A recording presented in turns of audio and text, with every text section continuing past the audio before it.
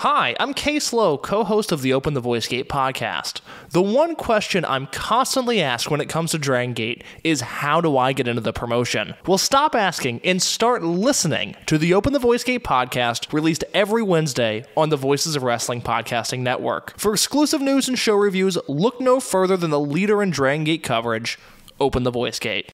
This podcast is a member of the Voices of Wrestling podcasting network. Visit voicesofwrestling.com to hear the rest of our great podcasts, as well as show reviews, columns, opinions, and updates across the world of wrestling.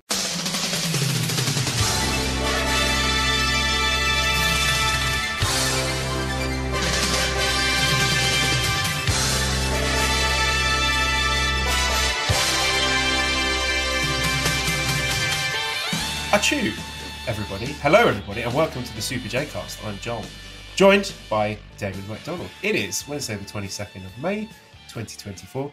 This is episode 311. I just clicked on the New Japan website, hoping that they sort it banner. Still 404, not found. Website's still gone. It's down. The site is down, huh? Wow. Come on. Well, you know, it is middle of the night, but still. Did you hack the website, Damon? Is this you? Did you delete everything? I like to say, yeah, look at that, 404 not found. That's not good at all. No response from the server. I did not. I can proudly say I did not touch the site whatsoever. I have learned a lot in my somewhat studies, but yeah, nope, not me.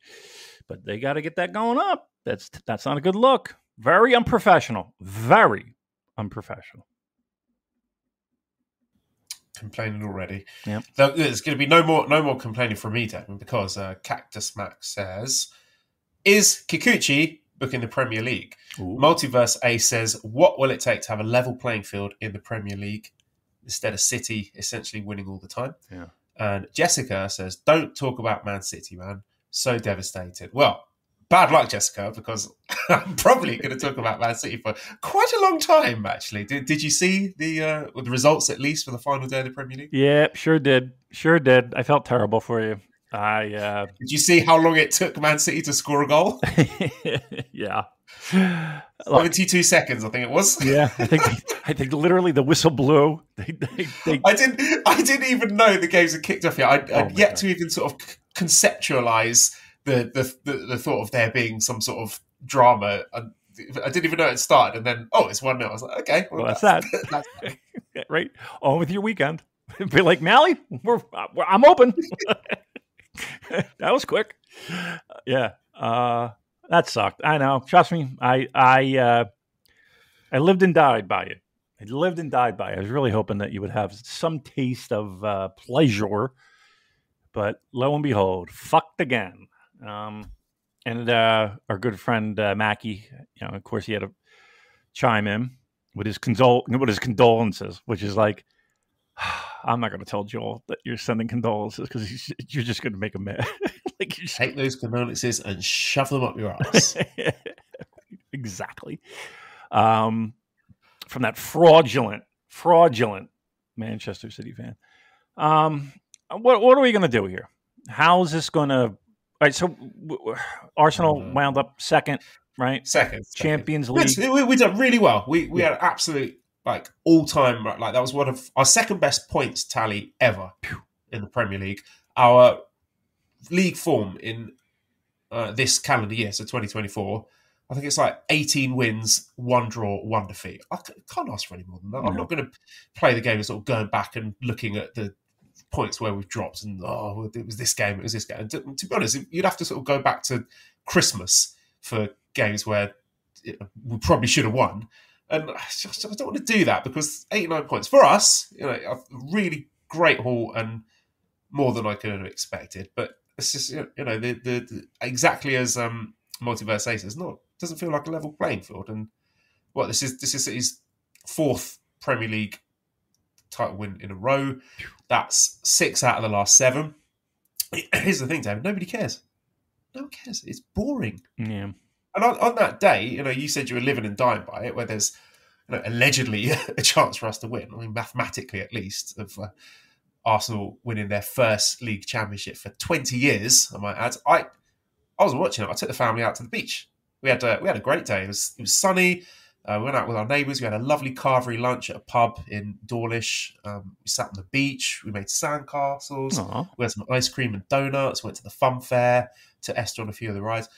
Like I said, I checked my phone. Saw City scored after 70 seconds. Switched it off. Just enjoyed the rest of the day. Yeah. So, like, honestly, it's boring. It bores me. The Premier League is boring now. Like, there's no jeopardy there, despite the illusion that Arsenal staying that close might have been.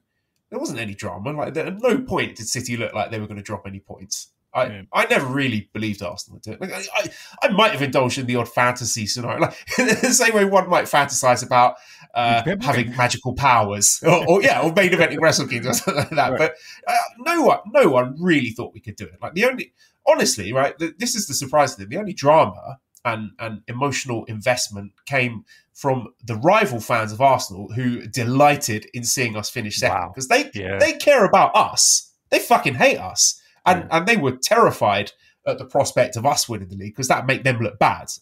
And they can't stand us. And that's good. I don't want to be one of these sanctimonious Arsenal fans that think we're some paragon of virtue and that our potential success should be celebrated and welcomed by rival fans. No, fuck that noise. I want everyone to hate us.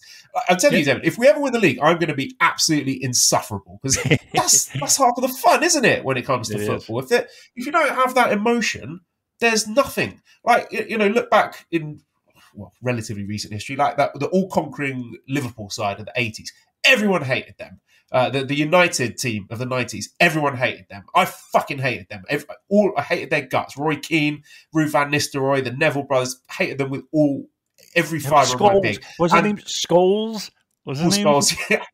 Yeah. I only know him from playing FIFA. But yeah. Redheaded. I would piss on them if they were on fire. And even the Arsenal sides, the title winning sides of the late 90s, early 2000s, the unbeaten team of 2004. Do not forget how much people hated us and hated that team. There were some absolute pricks in that side. Even like, the Jose Mourinho Chelsea side of the late 2000s. Just absolutely detestable bunch of characters. But it's different, because back then, right, opposition teams would go all out to try and make those encounters as hostile as possible, to try and knock them off their perch. But it's different now. With this Man City team, no one cares. Nobody gives a shit. I see all these think pieces come out in the news, the website's written about what a great achievement it is to win unprecedented 4 leagues in a row, how much of a genius Pep Guardiola is. Is this the greatest Premier League team ever? No one's reading them. Nobody cares. People are barely watching them play. Like, you watch Man City play twice a season when your team is playing against them. It's boring. It's boring. So, let me give you the flip side, though. If you're a Man City fan, do you still get the pleasure of winning 4 championships? I would think that you do. Well, allegedly, because they had a very cringe and what felt like forced pitch invasion. Like, what are you invading the pitch for? Like, it's not as if you've been starved of success for decades and just the emotion has overcome you. And the only recourse you have is to burst onto the pitch with joy. Like, you've been winning everything for the last 4 years, right? And I mean, I'm sure, there is some enjoyment to be taken. The fact that they probably are the greatest Premier League team. The players are great. Pep's a genius. All of that is true, but nobody gives a flying fuck, because they're boring. They've eliminated all jeopardy. It's like an AI generated algorithmic computer program designed to win football matches with as little risk as possible. There's no excitement. There's no characters on their team. There's no drama. There's no hatred. Nobody hates them. There's just nothing of interest. There's nothing there. It's dead. It's dead. All right. Well, how do you fix it?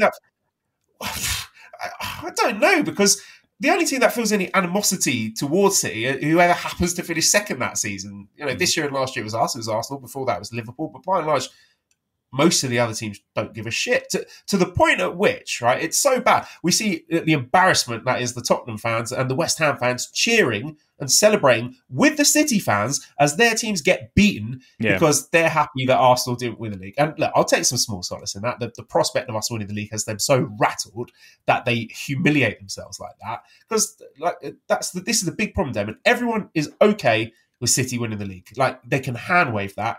doesn't force any introspection. It's a convenient void to let all the uncomfortable questions get swallowed up by. So much so that I honestly think other teams don't even try against them. Like when it comes time to play against Man City, they pull their pants down, bend over, spread their cheeks nice and wide apart. They might offer lubricant to be used or not at City's discretion. Right. And I feel that's cost us this year with teams who've rested their key players against City because they know they can't win that. Like Aston Villa, right? They rested their key players against City, bent over, took it up the backside with a smile on their face. Then a week later went balls to the wall to beat us, right? Using those players that had a nice rest because they didn't play against City. And the results show that was probably a smart play by them. It worked. I'm not even complaining about that because it's up to Arsenal to beat the opposition that's in front of them, whoever they might be, whatever attitude they might be. If they're happy to let themselves get cut for City, then that's an Arsenal problem, isn't it? And honestly, right, I'm not saying this as a self-pitying Arsenal fan because like the way we've fallen short this season has nothing on the way Liverpool have been absolutely fucked by this. Because I don't know if you've seen Damon, their manager Jurgen Klopp, he's leaving at the end of this season. Well, he's left now. He is one of the best managers the Premier League has ever seen. He's assembled. I do recognize the name and the face. Like I do know. Yeah. Go ahead. Yes. Yeah. Incredible manager. One of the best teams that the league's ever seen. Probably a lot better than this current Arsenal team. And what have they got to show for it? They got one league title that they got during COVID behind closed doors when everyone else gave up. Right. And Klopp, he should have like 5 of those medals, not one. Right? We finished second with 89 points, right? And we feel hard done by. In 2022, they got 92 points, finished second. Right? 2019, they got 97 points and finished second with 97 points. Like that's preposterous. That's insane. They were one dodgy VAR call away from being unbeaten Centurions. And so whatever my disappointment is, that's a drop in the ocean compared to how fucking furious the Liverpool fans must feel. Especially now Klopp's walking away from the Premier League because he's poured his heart and soul into taking on this City juggernaut and he's failed. Right. And now he's burnt out. Yeah. He's cooked. He's got nothing left. Like he knows he can't win this game. It's broken. And that's a real shame. Like, genuinely, I'm sad that's happened because the league needs more managers like Klopp and more teams like Liverpool challenging all this shit that's going on at the top. And honestly, that's what I'm scared about. That's where Arsenal and our manager, Mikel Arteta, are heading. Like, I'm worried we're just going to end up burnt out, perpetual second place, and Arteta's thinking, oh, fuck, we can't do this anymore, and ends up, quitting, retiring, whatever. And, I hope we'll get better, but honestly, I don't think it's ever going to be good enough to beat City. And I don't care. All right. Boring. They've ruined it. They've ruined the league. And I'm going to continue because I don't know if you're aware of there are these 115 charges of financial irregularities towards City from the Premier League, right? This is the Premier League acknowledging that this is a problem.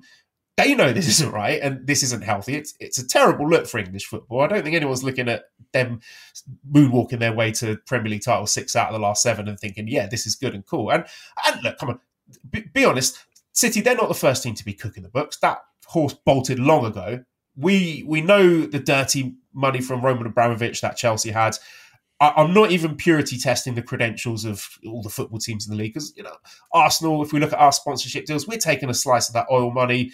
Not as much as City, but our hands are not exactly clean. We only murdered 4 people as opposed to the 12 they did. Right. Damon, we have a rapist playing in the middle of our team. That's not a good feeling. I would quite happily see him get hit by a bus. So, please don't misread this rant as sour grapes. But it's hard not to look at those 115 charges and question, as Multiverse says, how level this playing field is, because this is. It's financial doping on an industrial scale, right down to the high-powered team of lawyers they've got bogging down this investigation in the courts for as long as they can over technicalities. And so it's been handed over to an independent commission now. And whether or not they find Man City guilty, that's another question entirely, because I'm pretty sure the UK government would rather not have them kick that hornet's nest and upset the nice little relationship between the UK and the United Arab Emirates. So this is a problem that runs deeper than football. Like it's a big picture thing, right? Everything that's happening is, in my opinion, chickens coming home to roost for a country run by greedy little men that accept any money, no matter how dirty, no questions asked. Everything's for sale to the highest bidder without a solitary shit given to the long-term consequences. So, of course, it's going to logically follow that football goes down the shitter the same way. So, to answer the Multiverse Asians question that I read about 40 minutes ago, and you said as well, how are we going to fix it? Right, in an ideal world, the independent commission finds him guilty. The outcome of these charges spook Guardiola. He leaves. City get a massive points deduction, or better yet, relegation, and fired into the sun. But that's probably not happening. The game's gone, Damon. The game's gone. All right. Well, let me. This has opened up a Pandora's box of questions from me. One. Do you think that there are Man City listeners right now just saying, well, if the shoe were on the other foot, Joel, you would not have half of these thoughts that you're having right now? Would I be okay with Arsenal being run by a nation state and us dominating? Yes, that is the question. I don't think I would. Really? Okay. I don't think I would. I don't think I'd like that. Okay. Question number 2. Has this run of Man City been a detriment to ticket sales, TV ratings, etc.? They're making money hand over fist, a league, right? Not yet. I've not seen any evidence that this is harmful in terms of the revenue that the Premier League are generating writ large. Right. Okay. At the moment. 3. Did you see, again, my least favorite thing about the Premier League and pretty much all of the football/soccer in that region of the world are chants and singing. Just shut the fuck up and watch the game. That being said, did you see Man City? They had one little, I think it was at, I forget where it was, but I don't know. I wound up saying it. They turned their back to the field and they're like doing their little fucking dance and chant. And Noel Gallagher was standing there, and he won't participate. He's just like, "What the fuck is this shit? I ain't doing this." I swear to God, I saved that picture because I was like, "That fucking guy is a gem. He is a gem. That is beautiful work by him." And look, he's been through it. Like there are people that, I mean, I'm not like I know him, but I obviously know of him, and his allegiance to that team and all of that. Like he's a true fucking fan of that team. So like, I'm, but even it felt like he was kind of hand waving a little bit, but he was celebrating. Anywho, my last question is this: I don't know how to phrase this. Okay, given that Man City is so dominant, and it's not even like it, as you said, who gives a shit, right? Do other teams, because you do have the Champions League top 4, right? And you still have relegation. Do fans of other clubs kind of think of, okay, the trophy's meaningless at this point. Like being number 1 is meaningless. Yes, you get more money. Yes, you're a champ. We get it. But the real competition is 2 through 14? How many teams? Like that's the true competition. Do people have that mindset? Yeah, I mean, there are other benchmarks for success for football clubs in England and across Europe. FA it's Cup? Not like if you don't. Yeah, FA Cup. There's the League Cup, as you said. There's the Champions League. There's the Europa League, the Europa Conference League, and this is not to say that unless you are Premier League champions, you are pointless as a football club, because there's millions of football fans across the UK who go and see their local teams week in, week out, and get plenty of joy from seeing their team, whatever division they happen to be in, like not even in the Premier League. And, people are really happy with that. Like I've got some close friends here who are Plymouth fans and have had a wonderful season watching Plymouth narrowly avoid relegation on the last day of the season to stay in the Championship. And they're very happy. So, being Premier League champions is not the barometer for whether or not football is pointless or not. Who got promoted? Do you know? It is Leeds. No, okay, no, I don't even. I know it's Leeds and Southampton are playing in the playoff final. Okay. Championship. Okay, and then they'll get. And then who got relegated? Hold on a second. Let me see the table. Looking things up on a podcast. It's not Swansea because they're not.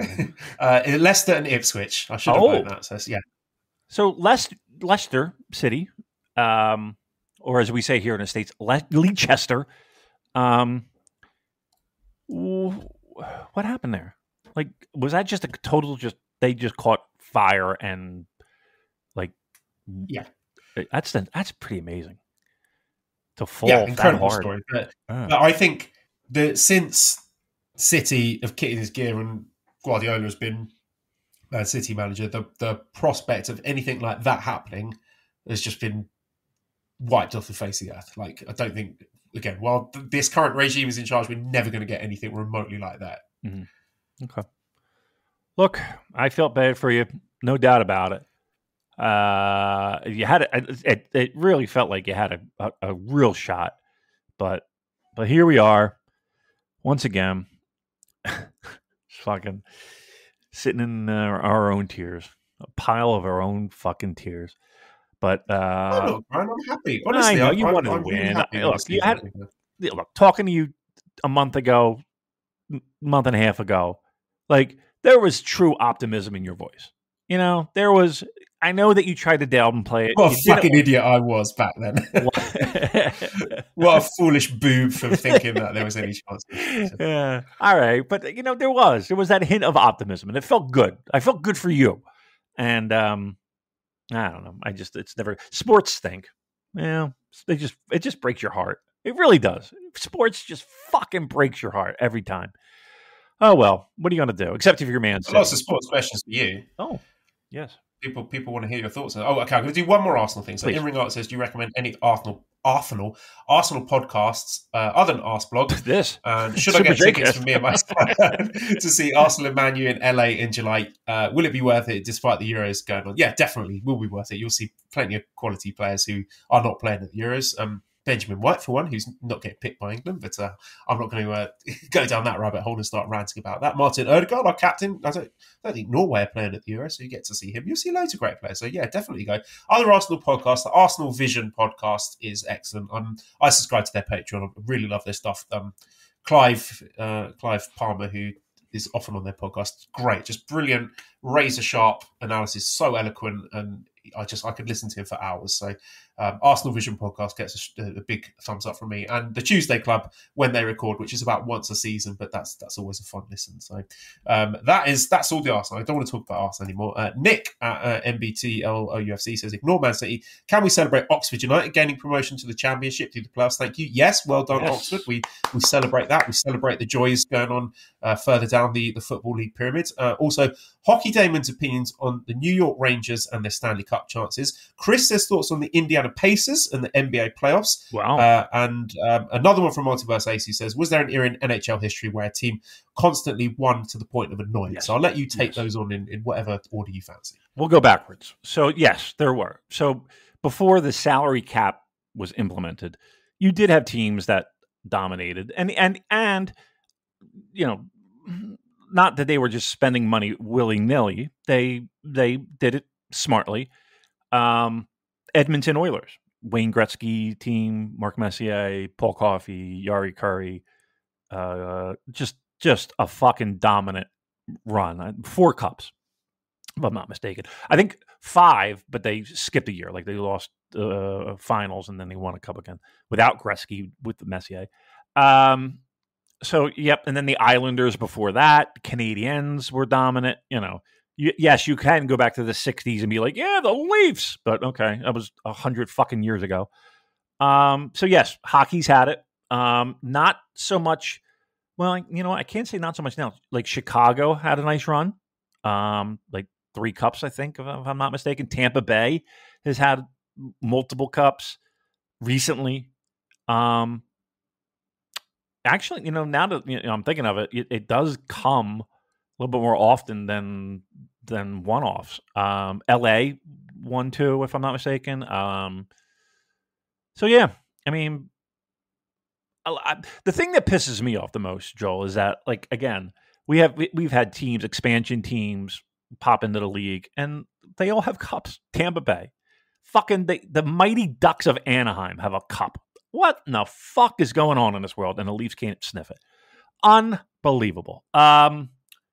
So yes, there have been dynasties. What I think of the Rangers are really good, and I think they're undervalued. Like if you're the betting type, like I would probably put down a couple shekels on the Rangers winning the cup.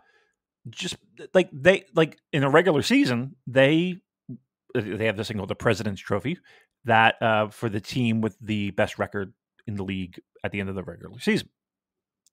They started the playoffs like undefeated for I want to say 5 games, maybe even 6. They took care of Carolina, which is a very good hockey team. Can't get over the hump, but okay, nonetheless. I think both series are going to be awesome. Dallas and Edmonton is going to be outstanding. Cannot wait. And the Rangers, New York, play Florida. Florida's a very good team. Surprisingly, that a good hockey team would come out of Florida. Unbelievable. It'd be good. So that series starts tonight. That will be great. So I'm kind of pumped up for it. Like I'm into it. I thought the last series was really good. 7 games. Vancouver, Edmonton, Canadian rivals, which is always great. I know I've actually really have, minus the Leafs losing in Game 7 again. I've thoroughly enjoyed the playoffs. I've enjoyed Boston getting their ass kicked. I was moonwalking watching those fucking twats get booted by Florida again. Brad Marchand can suck it. His big nose, rat face, jack off. Love it. Suck it. Yes. Okay. So Indiana Pacers. We're talking now. We're talking a little NBA. We're 25 minutes into this podcast. We have not mentioned wrestling once. Here we go. Pacers. Very on brand. Very on brand. That's what people tune in for. Yep. Boston Celtics. Boston Celtics dominated the league this year, basketball wise. But they have a lot of high priced talent. They are known to underachieve though. But I think Boston comes out of this okay. Like I think Boston makes it to the finals and takes care of the Indiana Pacers. Well, what the fuck is a Pacer anyway? What else? What was the first thing on the docket? I'm mowing through them. What else we got? Was that it? I think that was it. All right. Well, there you go. Can I ask you this? So with the Premier League done for the year, season starts in a couple months again, but you got a little space in between. What do you follow in that time frame?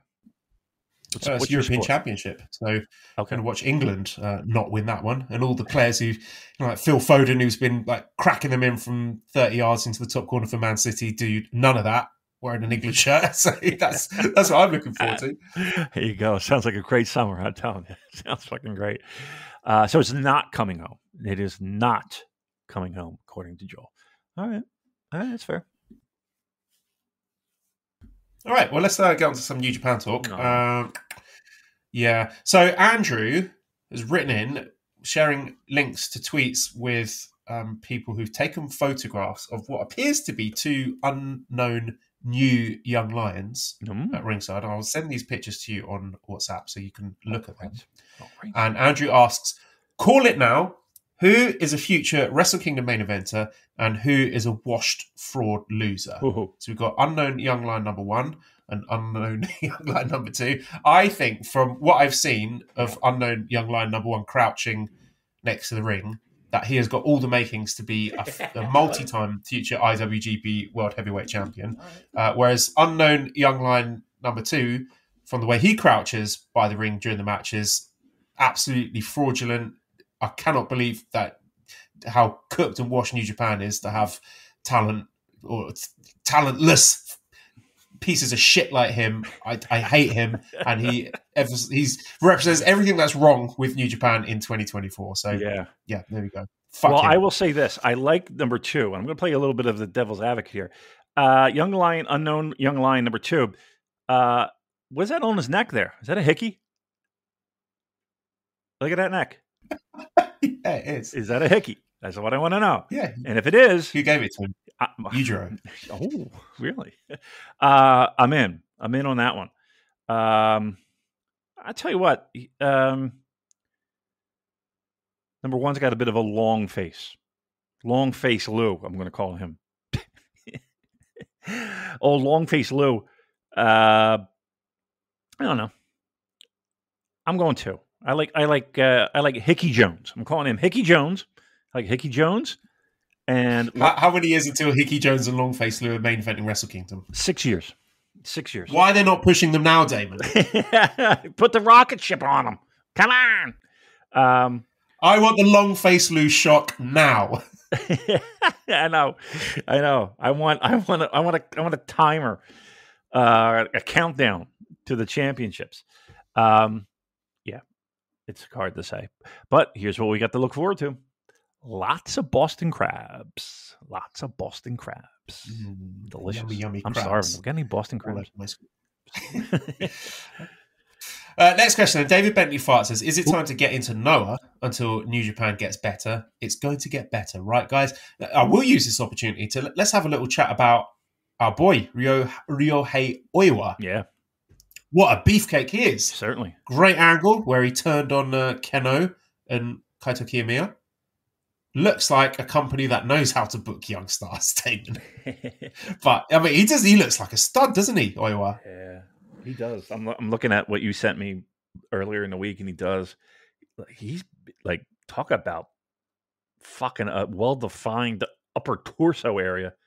Jeez Louise, he looks like a brick Great shithead. tits. Like that. Those are Taichi tier titties. Yeah, I I approve. What do we think of the mullet? I'm down for the mullet. It's in. I don't know if you know that. I like it. I mean, I like the mullet too. it's back. I never thought I would see the day. Mullets are back. All the kids have got the mullets. Nah, I'm digging him. He looks like honestly, boom, I'm watching the clothesline right there. Boom, you fucking eat this suplex. Kablamo. Yeah, I'm digging it. Not to bomb, Damon. I'm some hype. Yeah, that's true. But I say suplex. I'm very basic. I'm Vince McMahon. What a maneuver. Yeah, it looks good. Looks good. I love it. Yeah, Noah's interesting. It's interesting in the sense of, I don't know if it's on a lot of people's radars, but it is kind of feeling like, and again, we've said this before, I think, so take this with a grain of salt, if you will. I don't know. Kind of feels a little bit more interesting. It kind of feels like they got a little bit going on that's worth your time. So to answer the question, yeah, go for it. You know what I mean? Like, here's the thing. You might find that you watch it and, this is my new fucking jam. This is my new shit right here. And great. It can pass the time until you find yourself hopping back on the New Japan train. But look, I would say this. I'm certainly not going to sit here and be like, well, no, we're a New Japan podcast. Never. If it's fucking good, watch it. You know what I mean? And again, your mileage is going to vary on what you like. Go for it. Give it a shot. How about this? Give it a shot. Give it a shot. You can always turn it off. But maybe it's something that could be good to get into while we're waiting for New Japan to get back on track. All right. Well, I'll tell you who is back on track. Walker Stewart. Yeah. Well, he's back in Japan doing English commentary and joined by a variety of interesting guest hosts. I enjoyed Driller Maloney. I thought he was very entertaining. Robbie Eagles was on today. He was very good. Yep. And boy, it's good to have Walker back where I can listen to these broadcasts and feel like I'm listening to an actual sports broadcast and not a bad podcast. Because if I wanted to listen to a bad New Japan podcast, I'd just listen back to this. Yeah. Let me ask you this. I haven't been on lately, but has he heeded our advice and stayed off the social media? Let's check. Let's see what Walker Stewart is up to on social media. Oklahoma's own. Rate his tweets. Okay. It's fine. It's all New Japan related stuff. He's promoting the product. Right. Yeah, I have no issues with his tweet game. No, it's not as good as mine, but no, he's trying. All right. Again, I always wonder why. What's the point? But listen, he's navigating those waters very well. Yeah, it is good to hear him back. It's important. Like, you need a professional broadcaster. I've said it 1,000 times, and if he's your guy, and why wouldn't he be, right? I like hearing his baritone over the airwaves, and like I feel like it's an important piece of the puzzle for a lot of people to help enjoy the product. And I do like it. Once again, I like wrestlers to be wrestlers, and I don't necessarily have a problem with wrestlers being, put in air quotes, in character when they're doing their color commentating, and they add their little fucking wit and their, that's the time for the back and forth, like not between commentators. And here's the thing too. I will say this as well. In conversations that I've had, yes, I've had conversations with good old Walker Stewart.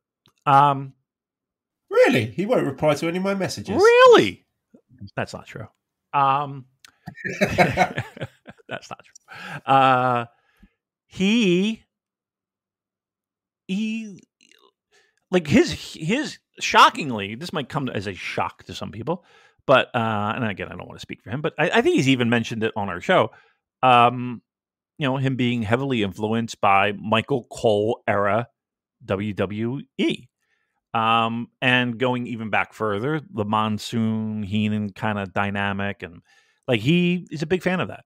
And I mean, that can work. It can work. I know people are like kind of choking back their own vomit, but it can work. But it's got to be with the right people. It's got to be with the right people. I'm not saying he's going to turn this into fucking a vaudeville act.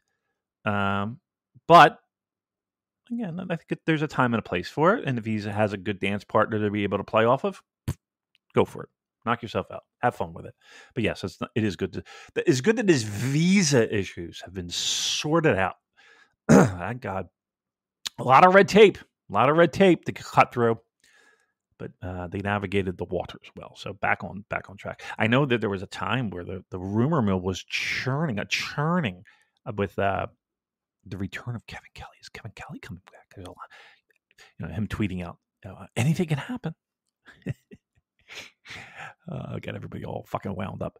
Now, I think they found their guy. They have their guy, a youngster, a young 20-something-year-old. Maybe they can get him a new suit, right? Throw him a couple bucks once again. Get him a new. He has been wearing new stuff, right? He looks great. I'm just scrolling through now. He's looking very dapper indeed. Yes. Thank God. He got a DXL credit card. He's charging that fucker right up. Looking good. Looking like $1 million. Good for him. I'm happy for him. Finally some good things happened to the poor guy. All right. Best of the Super Juniors? Or are there other things we have to touch upon first? Well, let's talk about the final of the Best of the Super Juniors. Okay. Confirmed to be the main event of Dominion. Yeah. Now, by all accounts, this is a decision that I think they made a while back, because Hiromu and Despy as well, I think. Hiromu definitely referenced this in a backstage promo in like early March. So this is not something that's come out of nowhere, but it did seem a bit weird to just announce it randomly at the start of night 3 of Best of the Super Juniors.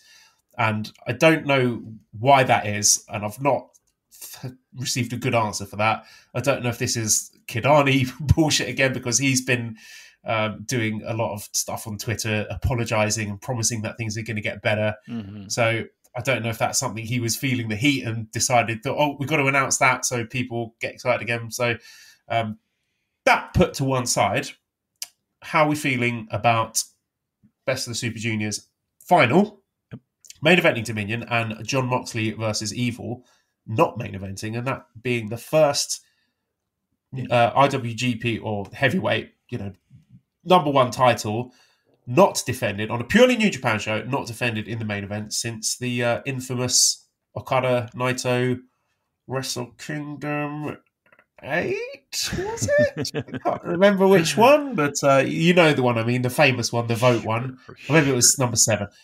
Yeah. How are we feeling about that?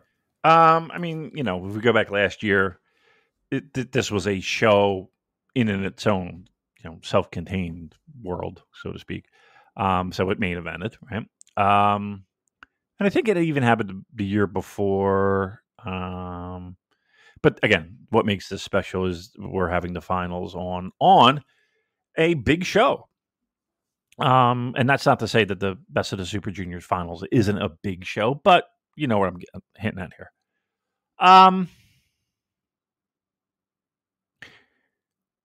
They're devaluing their own world title. That, to me, is odd, right? They're saying by doing this,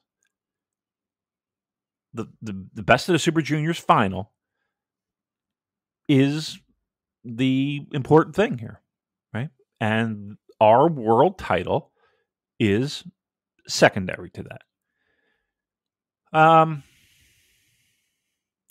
Look, I think if you took a survey of everyone that watches this product, I don't know how you would do it, but let's just say we did. I'm going to say that the lion's share of those people would be in full agreement right now. Like, they feel the same way the promotion does, which is weird because the promotion has all the control over this, right? They, as they say, control the narrative. But I think everyone is in agreement that I am. I can speak for myself. How about that? That I'm in favor of Best of the Super Juniors being the main event. Yes, because to me, right now, as we sit here at fucking 4:47 p.m. on Wednesday, May 22nd, I don't give a shit about the title. It means very little. This match against Evil, quite honestly, I'm almost dreading because in my bones, I do feel that we're going to see a title change to something that's, not appealing to me at all. So if I'm going to turn off this show, great. Let me watch a great match on the way out the door. Because let's be honest here. I don't think for anybody is anyone clamoring, waiting up, staying up, drinking Red Bull, whatever they got to do to fucking watch this show. Are they is anybody talking about Moxley Evil? Seriously, have you heard one person say, "Wow, this is, I can't wait for this weekend to happen"? Or no one is. Zero. Zilch. No. It feels like moving it out of the main event is a tacit admission that whatever happens in that, people are not going to like it. Something will happen either during or at the end of that match that people are going to be sad or angry. So they want to give a nice match to take the taste away. Doesn't it? Trust me, I'm in that corner. I'm on that ship. Like, it feels that way. And again, we have no idea. We have no confirmation of anything, nor would anybody give us that confirmation, even if they had that confirmation. I don't want that confirmation. How about that?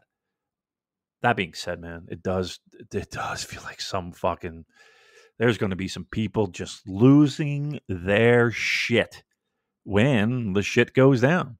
And they want to close the show with, I don't know, something. But again, here's the thing.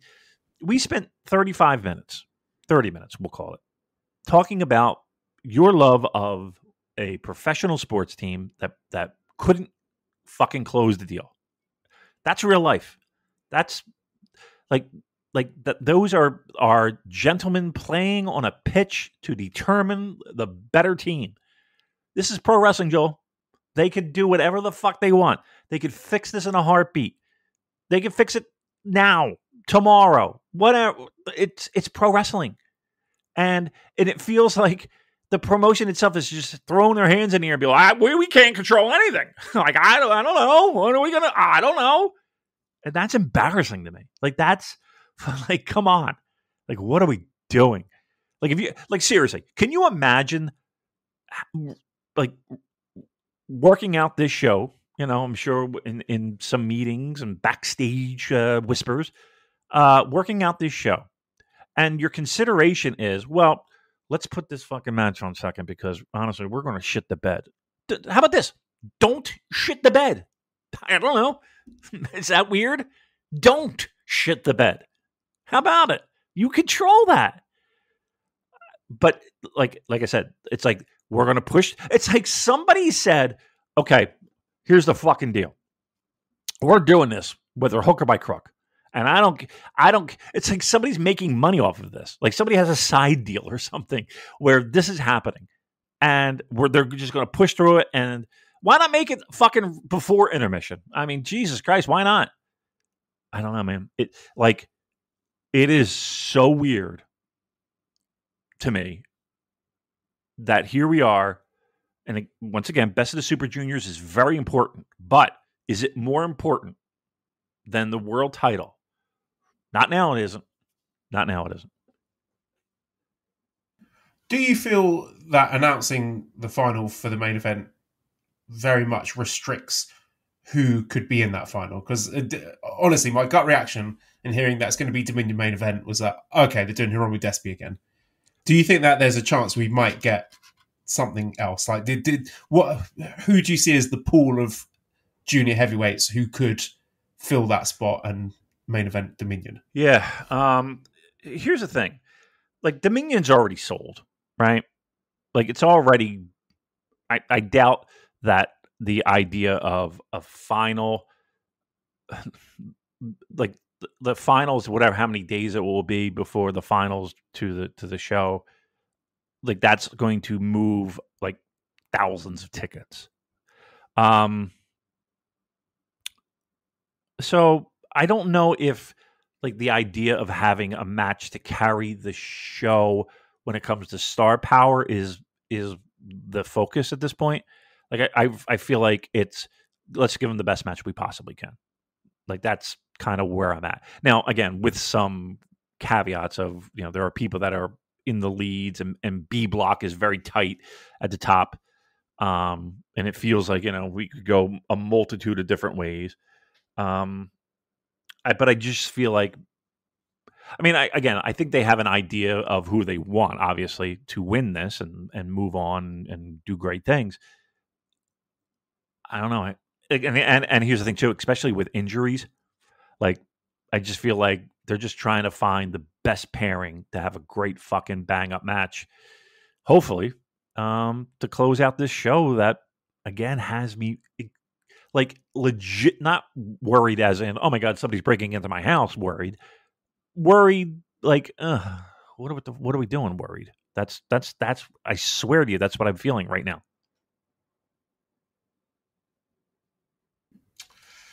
Yeah, I suppose I'll save it because I think when we sort of predict what was going to happen for the rest of the tournament, that will play into it. But I'm not opposed to this in theory because I think the Best of the Super Juniors final is a big deal. That's, you know, typically been a match that you can hang your hat on to say you're going to get a crowd pleasing, you know, work rate classic, match of the year contender that's going to send people home happy. So I just cannot get over this hang up that it's going to be Hiromu and Despy again. But I'll cross that bridge when we come to it because I don't think it's necessarily wise to start complaining about an outcome that hasn't happened yet. So we'll wait and see. I suppose the other big news we need to talk about is the injury to Francesco Akira, who is going to miss the rest of the Best of the Super Juniors, which is a massive blow. I don't know if I necessarily thought he was going to win Best of the Super Juniors, but he would have been in the mix, wouldn't he? So if you look at the points, well, he's got 4 points at the moment. 2 and 3. Yeah. But at the very least, I think, you know, there was a fairly good chance of him going into the final day and spoiling show. I think he would have had show. Yeah, he had show on the final match. So at the very least, I think that would have been something to hang his hat on. So yeah, just a tremendous shame because Akira was one of the people who I thought really stood out last year. And I was very much excited to see how he came on, and especially with the matches that he had remaining. I think he still had to wrestle Hiromu and Robbie Eagles, so that would have been great. So very sad, and I hope he comes back soon. Oh, no doubt. But here's the thing too, though. I will say this. So again, I didn't make mention of the log jam up at the top of B block.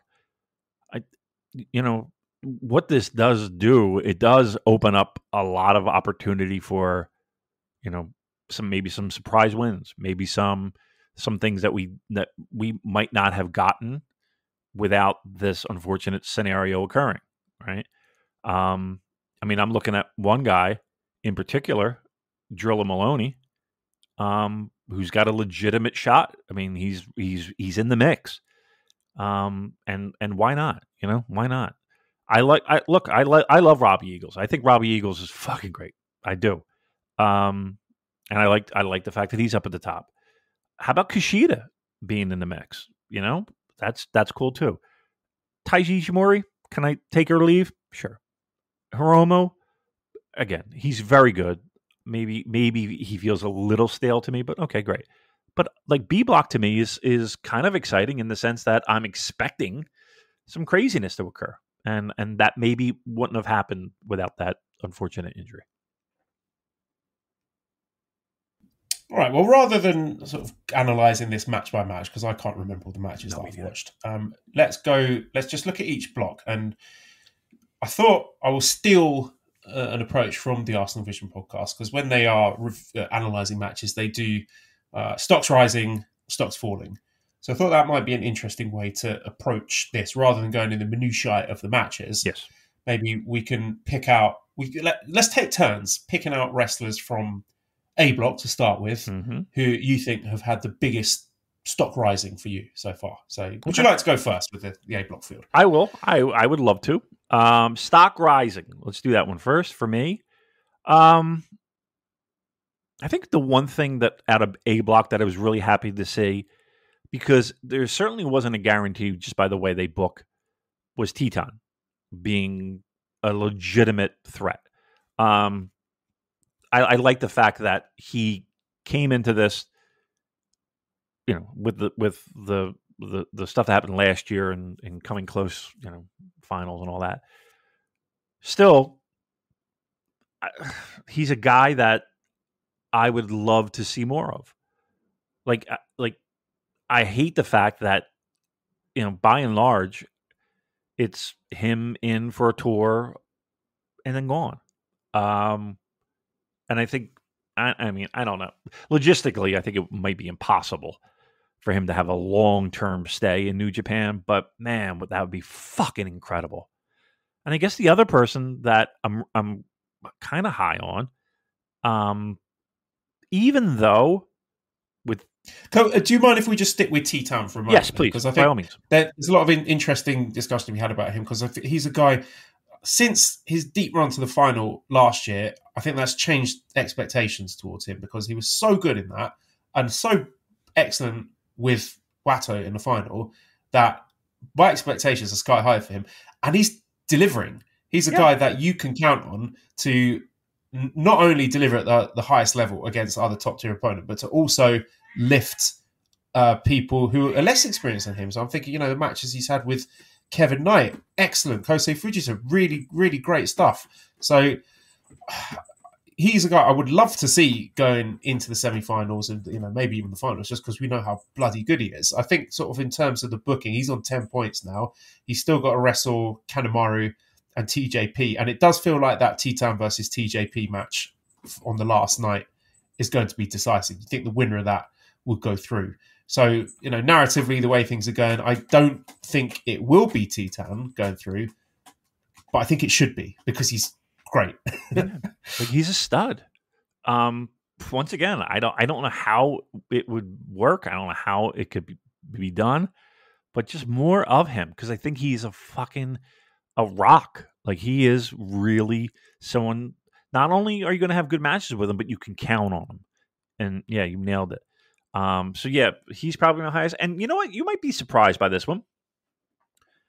I have not, hated. And I would go stock rise. I don't know. Your mileage may vary, but how about that TJP? I think he's had a pretty good fucking tournament. Yeah. I don't know. I wouldn't say stock rising, because I rate him highly. I know how good a wrestler TJP is, and I've not seen anything from him that has necessarily exceeded my expectations, because again, the bar's high for him. But it's been really fun seeing him wrestling with the younger talent, guys like Kevin Knight and Fujita and Clark Connors, I think, that should be his role, to have quality matches with guys like that to help them develop. And also the sort of more technical matches that he's having. I think the one with did he wrestle? See, this is my problem with this, because there've been such a high volume of matches that I can't remember who's wrestled who at this point. He did. Is he wrestled TJP yet? TJP. Oh no, that's the final. That's the decisive one. That's the one. Yeah, I'm really looking forward to that. So, yeah, he's good. Again, when he's keeping it simple and not doing all the silliness, it's good. Even the little things like the Bushi match where they were having the mist off. So he tried to do his blood mist, and then Bushi dodged it and did his Bushi mist. I didn't hate that. You know what I mean? Like, I didn't hate that. Yeah, that was fine. How about you? Give me your stock rise.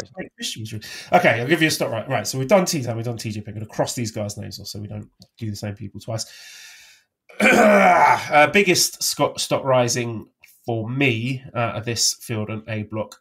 Oh, it's difficult because I've got quite a few. I'm going to say Kosei Fujita, because he looks every inch the future superstar that I've been gassing him up to be for a while now. And I know a lot of the time with these young guys, there's a lot of projection involved, and then the reality doesn't quite match that. But for me, what he's delivering in the ring, he just is so crisp and fast and smooth, like the sort of the grappling sequences and the submissions and the transitions and all that. It's so slick for a guy of such a tender age. And I know it's very tempting to say, future heavyweight star. Let's keep him with the juniors for now, because I think the juniors needs talent like him to hang their hat on and get excited about. So he's on 4 points. So, he's not going to be going through to latter rounds, but I could see his final match against Blake Christian, him playing spoiler for that, because Blake Christian's been booked pretty strongly. So I could see Fujita getting a big win on the last night, whilst he's not necessarily making it through to the latter stages. But I think that would be a cool way to end what I think has been a really impressive tournament from him. Yeah, I'm with you. I'm right on board.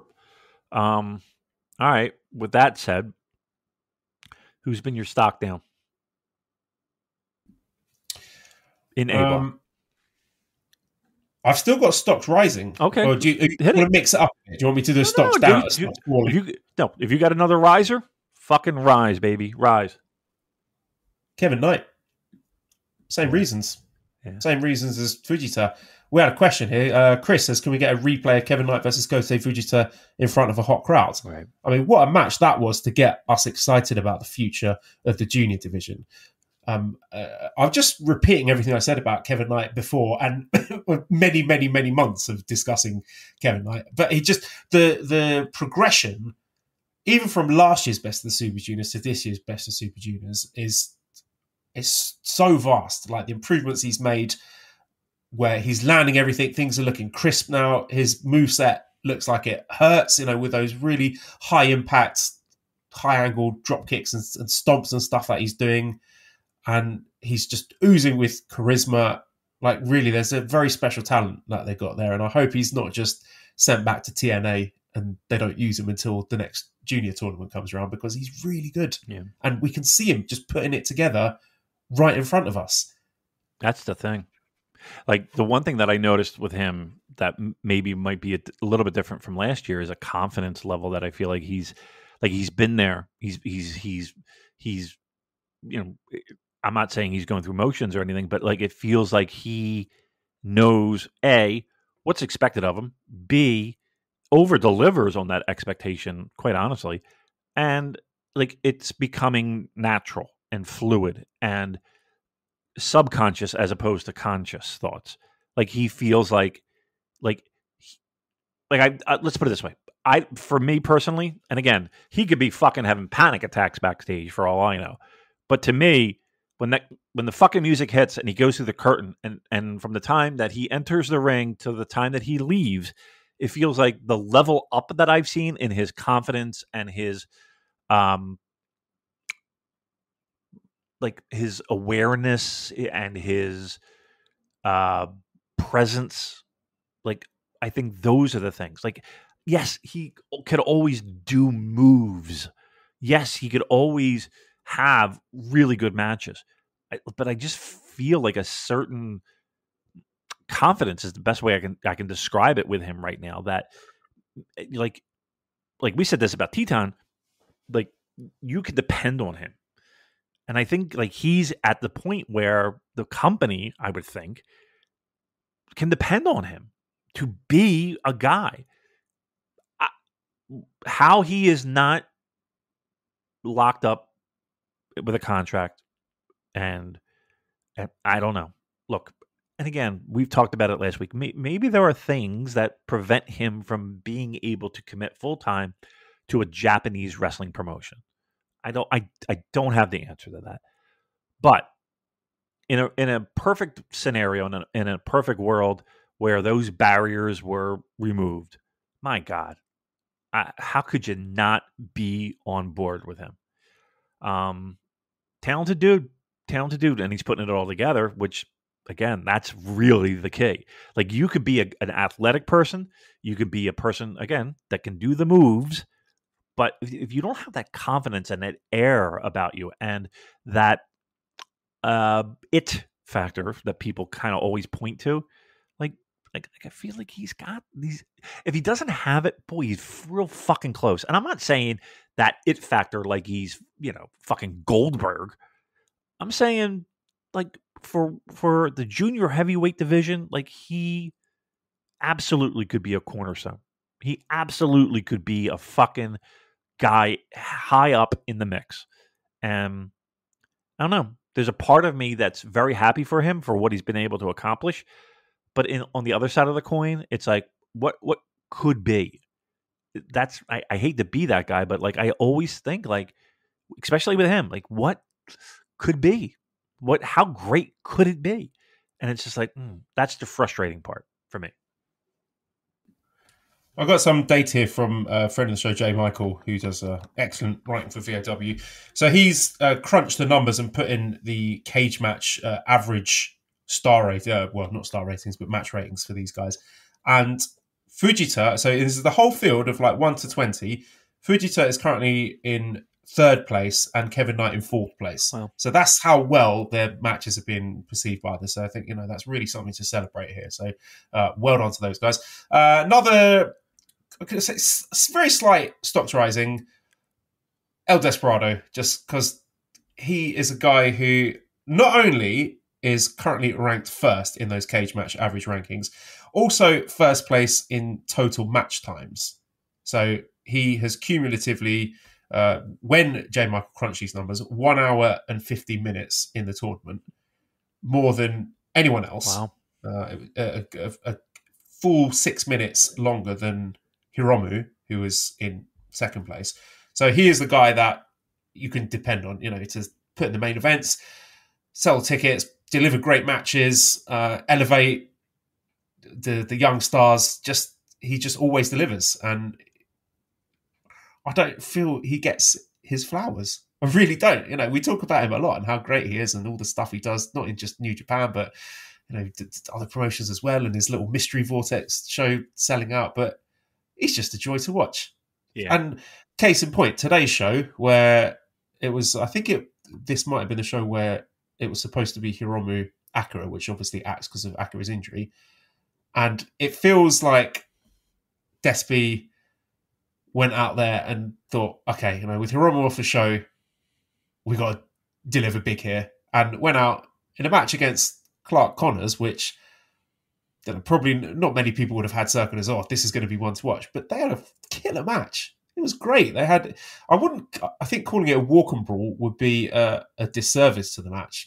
But Despy ate copious amounts of shit in this match. Took some really serious bumps. We got tables, we got chairs, and the match ended with Clark Connors just beating the shit out of it and getting disqualified. DQ. Which, yeah. So the range and the commitment of a guy like Despy just to not just phone it in and do the same paint by numbers match each time. Every night he's delivering something a little bit different and showing his range and making other guys look good. And I just feel he's a really undervalued guy, El Desperado. And I'm going to lump in Clark Connors as well, just for a slight stocks rising from that match, because I think whilst Clark Connors' performances may not be, light the world on fire, I feel his aura as this powerhouse, bully who's just roughhousing people and kind of bending the rules without sort of outright going full House of Torture cheating has been a lot of fun to watch. And again, it feels like he's really grown into the role. Like, again, we come on leaps and bounds with the guy who was doing the arse play with Taguchi. Was that last year or the year before that? So, circling back to Desperado, if he's got TJP and then Hayata, he's got to be going through to the semi-finals, surely. You would think, yeah. Not Blake Christian, Clark Connors, probably not. He's got who's he got? Clark Connors. He's got Kevin Knight. Okay. That'd be really good. Clark Connors, Kevin Knight. Kevin Knight might get an upset there. Get himself a future junior tag title shot again. And he's also, Clark Connors has got Kanemaru. Okay. Well, Kanemaru's out of it, right? So, yeah, I mean, you would think. What do you think? Do you think that's I'm thinking Despy's going through. Right. Despy and probably TJP. Okay. I'll tell you what. I know I was throwing flowers at Block B, but Block A hasn't been bad. Like, trust me, I'm sitting here really trying to think, like, who would be my thumbs down, my low stock, whatever we're calling it. Like Bushi but I don't even think Bushi has been terrible. Well, look, here's the thing, Damon. Bushi is a wrestler. Right? That's it. Yeah, that's a sentence. Right. So and here's the thing. Like, we're not like a guy. The miss spots have been good. I've enjoyed all the miss spots. He's done it in a variety of dramatic and satisfying ways in all his matches. I mean, like today against Kanemaru, when Kanemaru had the whiskey, and then he's like, but all these other guys have been trying to do like cheating stuff against him, and just because he's been doing it for so long, he's the master of the mist and is just outsmarting these guys. Yeah, he's got to be at least 40. You think Bushi's 40? I'd be fucking, and I think no matter what his age is. Like, I think we're past the point of, this guy's got talent. He can really put it together when he be something. Like, we're past that point. But that being said, like, I'm struggling to think of a guy in Block A that I'm like, all right, fuck it, I'm not into it. I mean, the popular bet noir at the moment is Blake Christian. Everyone seems to enjoy shit on him. I don't think he's been that bad. Neither do I. I think, whilst I think maybe he might have gotten himself over more doing the bland, generic, baby-faced flippy doos that he was doing before. I think this iteration of him with the, the new hairstyle and the attitude and the heel stuff is, it's ambitious. At least he's tried something different. I don't know if it's necessarily landing for me, but I really don't think he's been as bad as a lot of people are saying. I thought his recent matches, like I thought the Despy match was really good. I thought the Hayata match today was really good as well. And people are going to say, "Oh, that's a carry job." I really think Blake Christian is holding up his end of the bargain here. I don't think he's been as terrible as people like to say he's been. I'm with you, man. I'm with you. I mean, listen, I'm not saying he's a fucking world beater. I'm not saying that, he's the star of the show here. But I don't know. And here's the thing too. Once again, and this might be, the little remaining spot in my heart. I'm giving him a break in those first couple matches. Like, those first two. How about that? Like, we do got to cut the dude some slack. That being said, I don't think he's been awful. Like, did I expect him to be, 8 points? No, certainly not. Are there people that I would have liked to have seen at 8 points? Yes. But I don't think he's been horrible. I don't think he's been bad. I think he's been okay. Listen. Am I punching his ticket for next year? How about this? I'll give him a let's see. Let's see what we got. At this point. Like, I'm not begging for him to return, but I think he's been fine. I don't know. Maybe I'm just in a good mood, but I don't think he's been that bad at all. How are we feeling about Hayata? I think he's been solid. He's been fine. Like no issues with Hayata. He hasn't particularly impressed me. He's not set the world on fire, but he's been good. Yeah. I mean, I'll give him the solid C, the gentleman's 3, whatever you want to call middle of the road.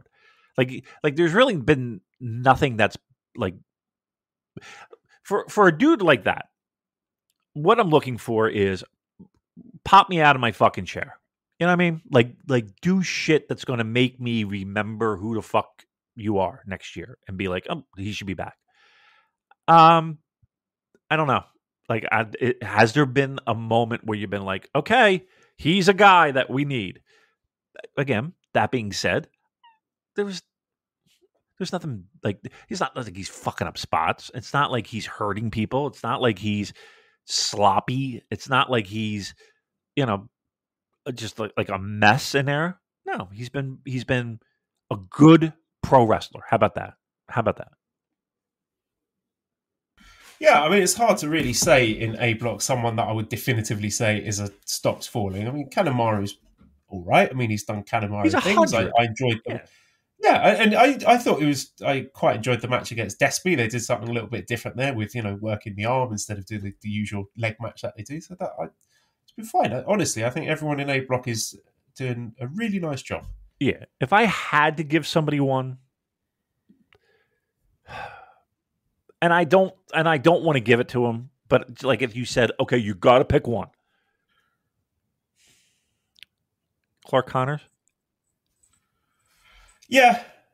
In terms of the match quality, I would say yes. But I've said before, I think the aura, just the vibe that he's given off, I've enjoyed. But okay, I'll take that. The slight stocks falling for him. Right, and that's only because I had to pick somebody. And because I agree with you, he stands out from everybody else in this field. Okay, cool. All right, Block B, you want to do? Yeah. Why don't you start? Stocks rising. Yes. Yeah. I'm a little bit lower on this block. Stocks rising. Okay, you know what? Let's go Dragon Dyer. Wow. 0 points. Yeah. And I think he's been really good. Very charismatic. I like his moveset. He's a ton of fun to watch. He's made his opponents look good. And just the way that he's moved. I was talking to Mike Spears and Kay Slow, who do the Open the Voice Kate podcasts. Just sort of picking their brains. How do they feel about the booking? And they're not really surprised about it. Mike Spears had a great analogy here. He says, we knew they'd take this Ferrari and use it to go for groceries. So I can't help but agree with that. That's a great line. Yeah, it's a guy who's been like a big focus for Dragon Gate and is obviously very talented. But it's just been, it feels like the Taguchi booking has just been transposed onto him. Like they couldn't be bothered to redo the points. I was just curious, like what they thought Dragon Gate would get out of this, apart from the sort of ephemeral idea of what's the word I'm looking for? Poopy. The thing, my brain is going completely blank. I can smell it short circuiting. No, not publicity.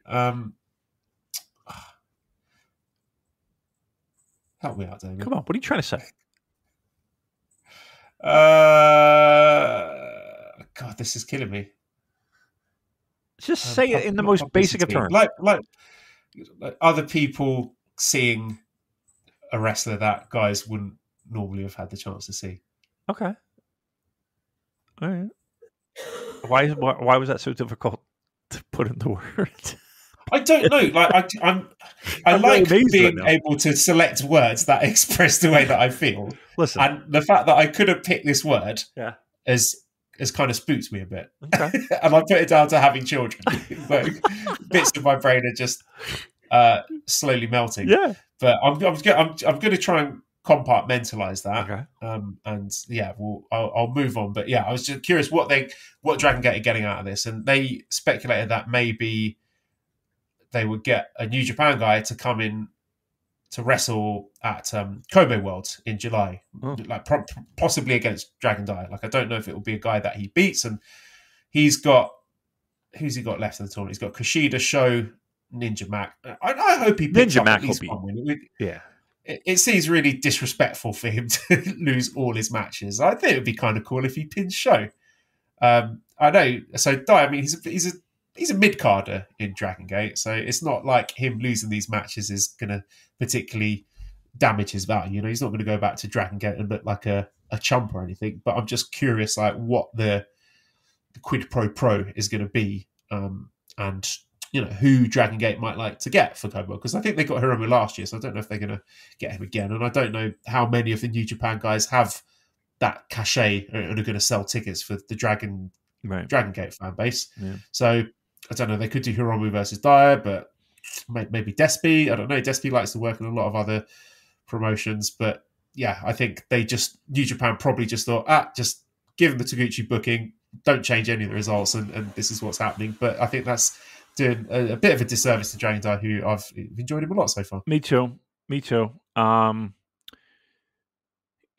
I don't know the answer to this. Is he, and again, probably a Google search would be appropriate. Is he exposure? That's the word I was looking for. There you go. Look at you. English is your second language. You're doing really good. I just like the fact. I just love to just have your, like, I can almost, like I said, smell the brain fumes just churning and churning and churning. Trust me, I've been there many times. Probably it's happening to me so frequently these days. Where I will walk into a room and not realize why I've gone in there. Yes. Like, what did I come in here for? Don't know. Joe, multiple times a fucking day for me. Like, I'll tell you what I do all the time. You ready for this one? I'll lock the front door because we go out the back door because our garage is right there. Cars in the driveway. There we go. So we hardly ever really use the front door except to like check the mail or whatever. I'll check to make sure it's locked. Great. Okay. Walk toward the door. Blah, blah. Seconds. Oh, did I check the lock? Go back. Boom. Yep. Okay. I did. Okay. Go back. Maybe something else distracts me. I got to do something. Okay. Right. We're ready to leave. Yep. Let me just check the door. Did you lock the door? Several times. Yeah. I'll walk into a room and be like, what? Why am I here again? Like, what did I want? And I'm like, okay, and this is this. And I'm looking at objects in the room. Like, did I want this Terry Gordy figure? No. Did I want this R2-D2 figure? No. Did I want this hard drive? No. Did I want this tissue? Yes, I needed to blow my nose. You know what I mean? It's crazy. Yeah, it's only going to get worse, dude. I hate to break the bad news to you. It's only going to get worse. Yeah. All right. Can you give me a stocks rising there for B-Block? Yes, sir. What I was going to ask was, he seems like a guy that's older than he looks. But I did, while I was talking about memory loss, look him up. 25. That's I think it's pretty impressive. Yeah, and I think they did him dirty with the 0 points. He'll get a win or two. Stocks rising. How about? Well, first of all,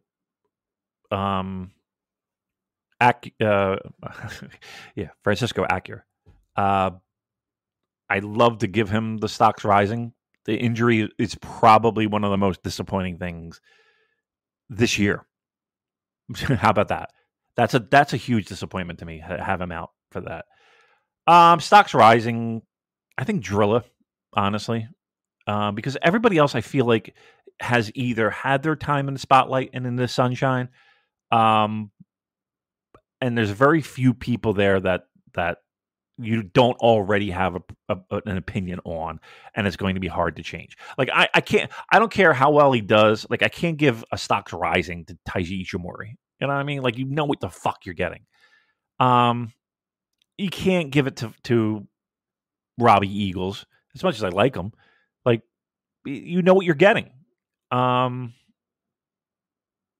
I might. You want a left field one? Did you have one? Well, I was going to go Dragon Dai, but Drilla Maloney would probably be my number one. I tell you what, I'm really enjoying about Drilla, and I don't think everyone is loving this, but I like the use of the Driller Killer, his finishing move, and how that is a big focus of the matches. It's very, I think someone else was talking about this and compared it to the Bad Luck Fall, where there's quite a long setup for it. Yeah. But if he lands it, then it's game over. Yeah. And just the way he's sort of teasing it with the near falls and guys trying to wriggle out of it, and the way he's been sort of able to land it out of nowhere with sort of elaborate counter sequences. I really like that. Apparently, some people are finding it a bit overdone, but I love that he's got this sort of nuclear move, and that's like, the kill switch, and everyone's desperately trying to avoid it, and he's catching people off guard with it. I think that creates a lot of drama in the matches. I'm with you. Absolutely with you. I guess if I would pick another one again, I don't. Ninja Mac's not getting my vote. I'm sorry, just not. I've enjoyed him. I can't say I didn't enjoy him, but I don't know. Like, are you? Did that finish against the Hiromu match where he did all his flippies and did the Superman pose, and then Hiromu just runs up and locks him in the D submission, and he taps that immediately. That was great. That was good. All right, I'll give you that. And even the show, Matt, and I don't want to talk about show. We're gonna come on to show, but that was quite funny. Where the mask and the wrong guy, or someone was, that was quite good. That's not him though. That's creative booking, True. But I think Ninja Mac has been like a fun, flippy undercard guy who, he's been good. All right, I'm not giving him my rising though. Kushida. He would have been my rising. I think he's been good, but can I give him a rising? I don't know. Better than I expected. Let's put it that way. Yeah, how about that flash finish against Ishimori? Yeah, where they're running back their rivalry. They had that match at, was it Wrestle Kingdom 13, and then they do the opening sort of sequences, and he just gets pinned with a leg lock. That was great. I'm big fan of these flash pins on these 10-match shows, just keeping you on your toes. You know what? He might get it. I hate to give a stocks rising to a guy who, has so much history and so much fucking. But let's be honest, we all thought he was washed. We all thought, Christ, half of us couldn't even remember that he was in the promotion, let alone, doing anything remotely memorable. Yeah, why not? Well, I'm in a good mood. I'm going to go Drilla Kushida. Does feel kind of like Kushida's just been given the points that Yo was going to have, because the fact that he's got 8 points so far seems quite surprising, considering I think he's a guy that New Japan doesn't really value, given that he wasn't going to be in the tournament in the first place. So I think they've just got lazy here. So there's that. I mean, there's a lot of guys who are good wrestlers here, but I don't have a huge amount to say. Like Hiromu, Doki, Robbie Eagles, Ishimori, their stocks hold. There's not up, not down. Right. They've all been good. I mean, I'm happy to see Doki getting more points than he has done. Like, he's sort of seemed to top out at 6 in his Best of Super Juniors history. So he's got 8 now, and may very well get more than that. But so I mean, we've got the bigger names in the B block, but Hiromu, Doki, Robbie, Ishimori, don't really have anything to say about them. No, but they are. They're for, you might not get the reference. Maybe you will, because you're a very smart person. They're like the S&P 500. You know what I mean? You want them in your portfolio. You're not expecting massive gains. It's not like fucking getting early in on Apple stock. I mean, they're solid investment that usually have decent returns. You're not selling. You're not going fucking nuts. Looking, like you're going to fucking retire in a week. Solid. I'm with you. I'm with you. Again, surprised by Kushida. So he's going to get my rising.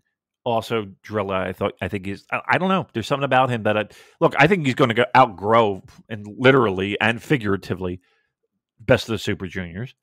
And man, I know you like the Ninja Mac. Doesn't do much for me. Biggest disappointment is the injury. And then we're left with Show. So why don't you take it away, boss? I don't want to. I don't want to talk about it because I've had a nice time talking to you about Best of the Super Juniors. I don't want to spoil it. Look, I like Joe. I think he's funny. I think he's got underrated comedic timing and comedic presence. And in recent years, I've really enjoyed some of the silly Best of the Super Junior stuff he did, like the match he had with Taguchi, where it was all built around the wrench in the bag, and then he pulls out the bag, and it's a banana instead of a wrench. God almighty. And he pulled a funny face. Now, that absolutely fine for me. Mid-card comedy, undercard comedy, absolutely fine. This guy is the IWGP Junior Heavyweight Champion. He is main eventing multiple shows. The main event he had with Hiromu, whilst, was entertaining on some level. It reminded me of that G1 match between Yano and Kenny Omega, where they're like strapping each other's legs together and hopping around the ring. And yeah, this is fine and funny because it's an undercard G1 match. But when this is your champion and main events, this is going up against the other top guys. I don't want Looney Tunes shenanigans from my IWGP Junior Heavyweight Champion. Stay in your fucking lane. It just, to me, it's very bad. And I know lots of people like Show and think he's funny, but not at the main event, not in the champions. Like I'm so saturated with it, and all my House of Torture goodwill is being eroded just because it has been pushed way beyond a reasonable spot for it. And I get that there needs to be some element of threat, otherwise they're just, toothless comedy act. But this is way beyond the pale for me. And, him biting Hiromu's penis, yeah, very funny. But it's best of the Super Juniors, man. This is the junior champion. We've got to do better than this. You would think. Look, he is the newest member of the I can't wait to get the remote in my hand to hit fast forward club. Like I've had it. I've resigned to the fact that what Show delivers today, this era of New Japan Pro Wrestling, it's not for me. It's I just and I think what a disappointment this has become. Like I find it difficult to believe that the idea of him being in House of Torture is better than the option of him being anything else and anywhere else. I don't know how this helps him in any way, shape, or form, except it's not this is 2024. The idea that I'm going to go to a wrestling show and boo a guy for excessive cheating and being a heely guy, it's just stop it already. He just makes everything worse. I'm sorry. It just does. And I have no fucking time for it. Sorry. I can't stomach it anymore. Look, there was a time when I would confidently leave a match of his on and not be embarrassed by it. I'm embarrassed to watch him. I'm embarrassed to have people in the room that aren't pro wrestling fans watch him. It's gotten to the point and once again, if you told me, okay, he's fourth match, third match, this is his shtick, undercardy. Every once in a while, you might think, okay, he's in contention for a title shot at some fucking random house. Fine. This is. I don't know how this is helping him. I don't know how this is helping the status of the title, which, trust me, to many people, it is still important. I don't know how this helps the promotion. I'm at a loss for what we're doing here. And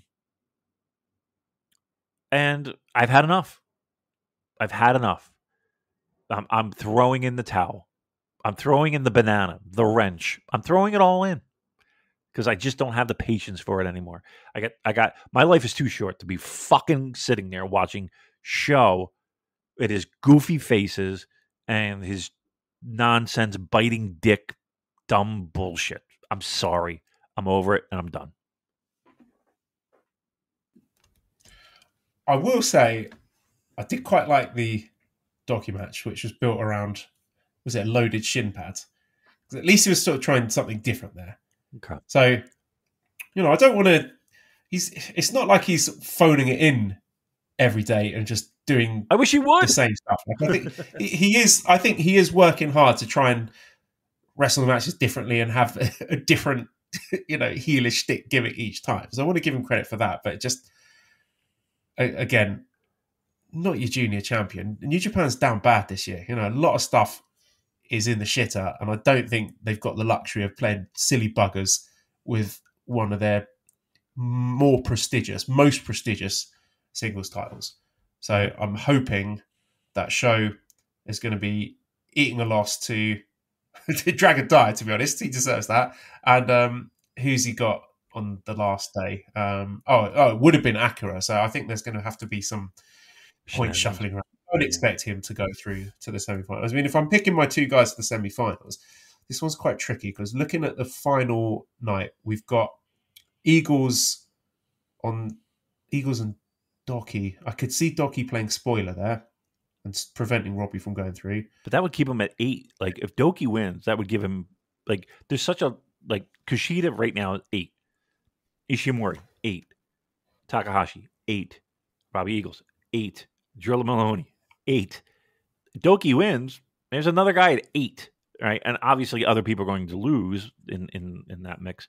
But well, if you give Doki the forfeit points from Akira, then he's already at 8, isn't he? Yeah. And so Doki's still got to wrestle Kushida and Robbie Eagles.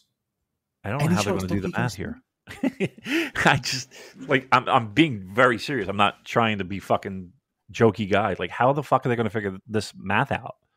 Right. Well, let's eliminate matches. So, a Dragon Dyer Kushida, neither of those are going through, right? That's not going to be a decisive match, right? I would think. We're in agreement? Yeah.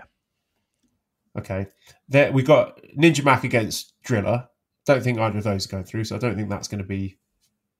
Non-zero chance that Ninja Mac is spoiling Driller there. I could see that, but I don't think Driller is going through to the semi-finals. I mean, of all people to spoil, we're going. I don't know. Like, okay. Let's just go with it. Okay, let's say that there is an upset. Okay. Well, okay. We're taking the spoiler thing to one side, but we don't think Driller's going through to the semi-finals, do we? No, we don't. No, he's a tag guy at the moment. All right, so it's not him. Sho has got the forfeit win against Akira, right? But surely not. We're not putting Sho through to the semi-finals, are we? Oh, why not? Sure. They do that, wouldn't they? They would absolutely fucking do that. All right, we'll stick a pin in that one then. Okay.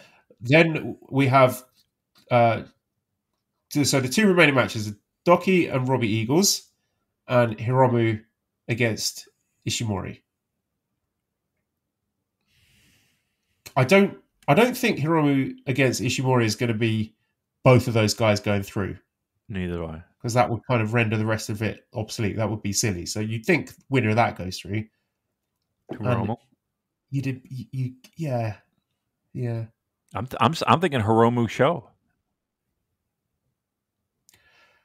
Okay, so we're both in agreement Hiromu, and then it's either we're not thinking. You're thinking Robbie and Doki is of no consequence. I don't see Robbie Eagles going to finals, like semifinals anyway. I could be wrong, but and here's the thing: why not? I don't know. I just don't see it. I think it's between Sho and fucking Hiromu, honestly, in Block B. Well, so you think both of those guys are going through? I think so. So what's your semi-final pairing then? So A block, are you saying Despy? We're definitely putting Despy. Yeah. And then agreement winner of TJP T-Town? Yeah.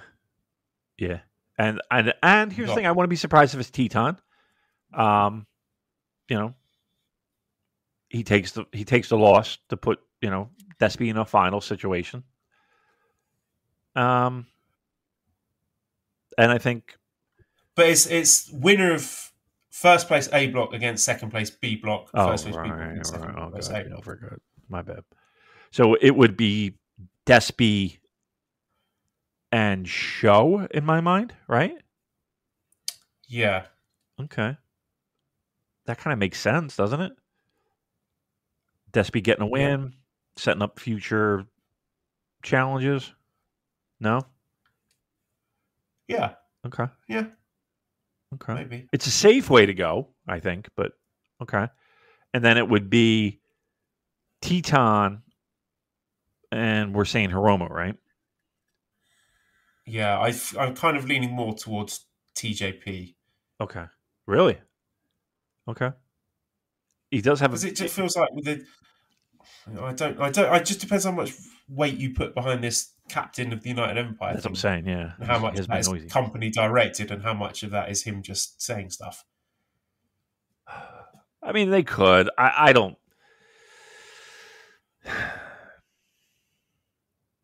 It could be TJP. I wouldn't have a problem with it. I think he's had a pretty decent tournament, but so it would be TJP Hiromu, right? Yeah. Okay. Hiromu wins, right? Yeah. Are we just doing the chalk final with Hiromu and Despy again? I think we are. All right. Excited for that?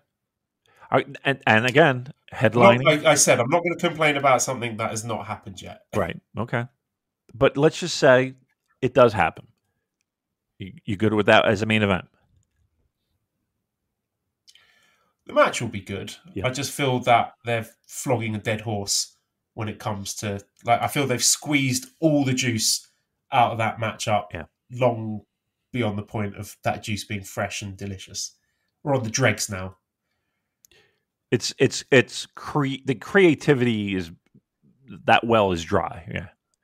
Yeah. Which is disappointing. Again, they don't have the guts. You would have hoped that last year was more than just a. How much do you think this injury played in the fact that it does feel very chalky at the end? Do you think it would have been different? I don't. Yeah, I kind of don't.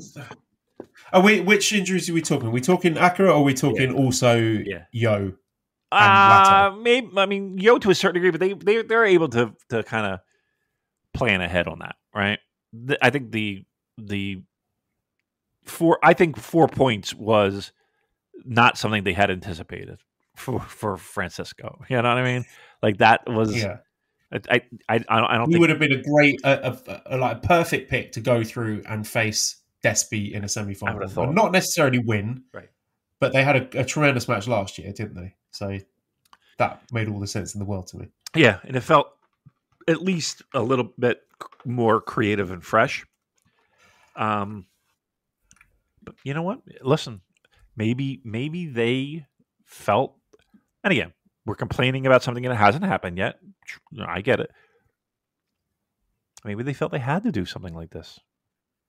Like, I mean, let's be honest here. Main event, Dominion. You're not putting fucking Doki in there. You're not putting, not for nothing. You're not putting Ninja Mac in there, and you're not putting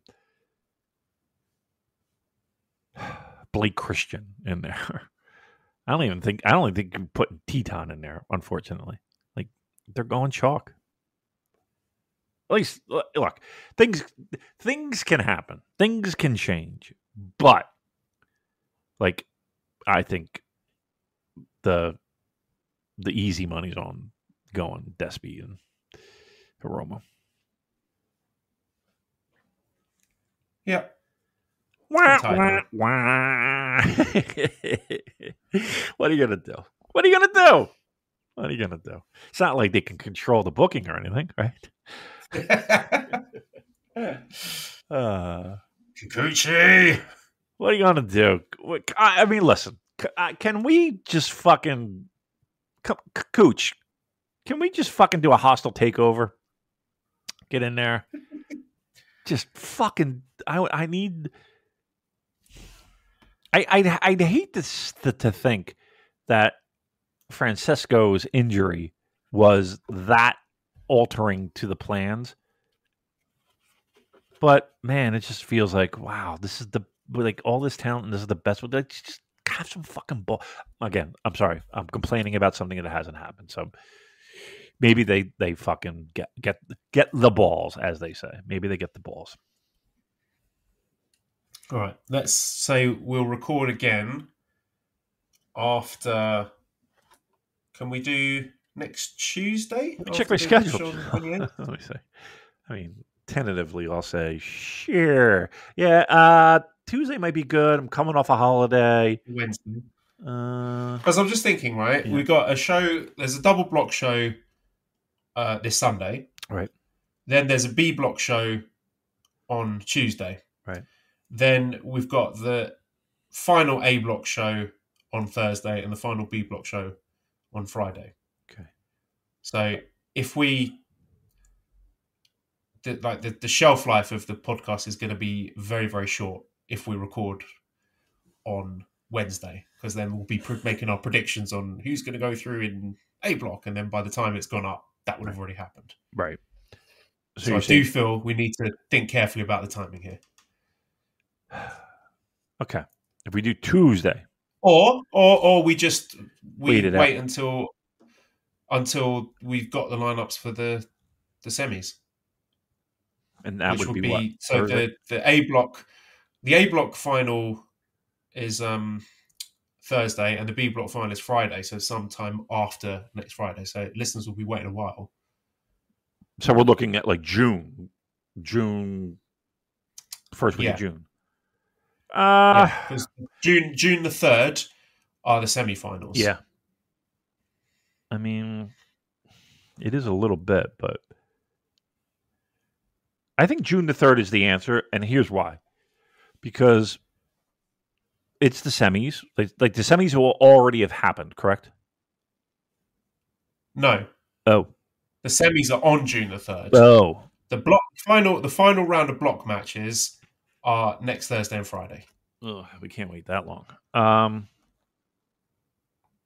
about Tuesday the 4th? So that's more than 2 weeks away. It really is. We can't do that. Our listeners. We have to think of our listeners. I know, they'll kill themselves if they don't get CPJ cast. Why don't we just do... Look, I don't think there's going to be a great time to do it. You know, it's just one of those things. Where I think if we got to commit to it. If we're going to say, and again, I'm tentatively proposing Tuesday the 28th, so we can watch that B show. Yep. Yeah. Watch Hiromu against Driller, and then when we record on the 28th, that should be up by the 29th, and then people can listen to it on the 29th before the shows 30th and 31st. That's the way to go. Yeah, I think the 28th is where we're going to land on this. I'm glad everyone's just sitting on the edge of their chair. What are they going to record? They have bets they're laying down. I'm going to set the over under the 28th. That's got to go past. Yeah, 28th. I think. Yeah, that's the call. All right. See you then, listeners. All right, jerk offs. No. redcircle.com/shows/super-j-casts. Got some money. We got some money. We got a couple of shekels today. I saw we passed along. Good for us. We're swimming in it. Yeah, we're using that to pay Arthur's childcare fees. I gotta.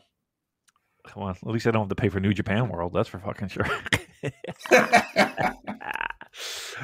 I forgot. I'll give you my account details.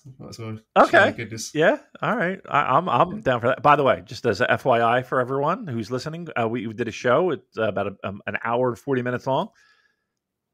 New Japan Pro Wrestling has a splash page. New Japan Pro Wrestling. This website is currently undergoing maintenance. We apologize for any inconvenience. There is a notice right here that says Thank you for supporting New Japan Pro Wrestling. Late night, early morning over... Oh, this is Saturday, May 4th. Doesn't even pertain to us. They had a little update. That can't possibly be the reason because it was so long ago. But yes, the website is in a state of flux, to say the least. It's a lot of white space. Let's put it that way. It's like the New Japan Pro Wrestling title scene. A lot of white space. Oh. Pretty good, right? You daft racist. Oh, unbelievable. I'll be here all week. All right. Wrap it up. Bye, everyone. Yep. Is that it? Bye? Yeah. Okay, bye. Bye. Yeah, that's it. Bye.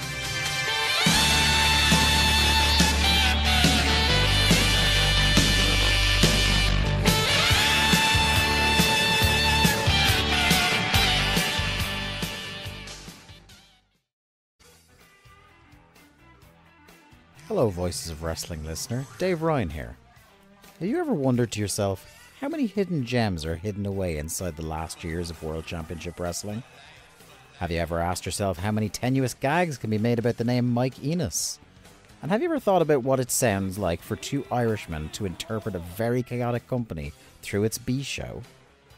The answers to all this and more are just a click away. Check out Days of Thunder every second Thursday on the Voices of Wrestling podcast network.